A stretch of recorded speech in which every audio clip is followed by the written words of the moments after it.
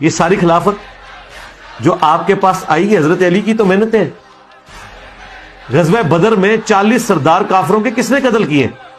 غزوہ احد کے اندر سب سے ڈومیننٹ پرسنالٹی مسلمانوں کی طرف سے حضرت علی تھے.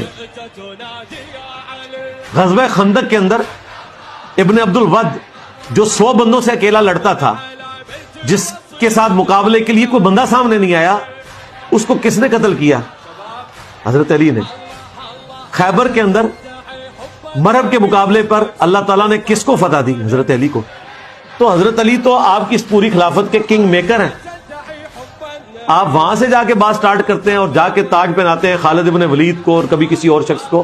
ان سب کی خدمات اپنی جگہ، لیکن ان کی خدمات کا عشر عشیر بھی نہیں ہے، ان کا کوئی لینا دینا ہی نہیں ہے اس بڑی خدمت کے ساتھ جو حضرت علی نے کی ہے اس اسلام کی. اور یہ تو میں آپ کو جنگوں کا ایک رخ بتا رہا ہوں نا. جو دین کے اعتبار سے خدمات ہیں وہ الگ سے، جو اپنے بچوں کی قربانیاں دیں وہ الگ سے، تو پوری زندگی قربانیوں سے عبارت. دور خلافت تو آپ نے نہیں خلافت کرنے دی، ورنہ وہ آپ دیکھ لیتے.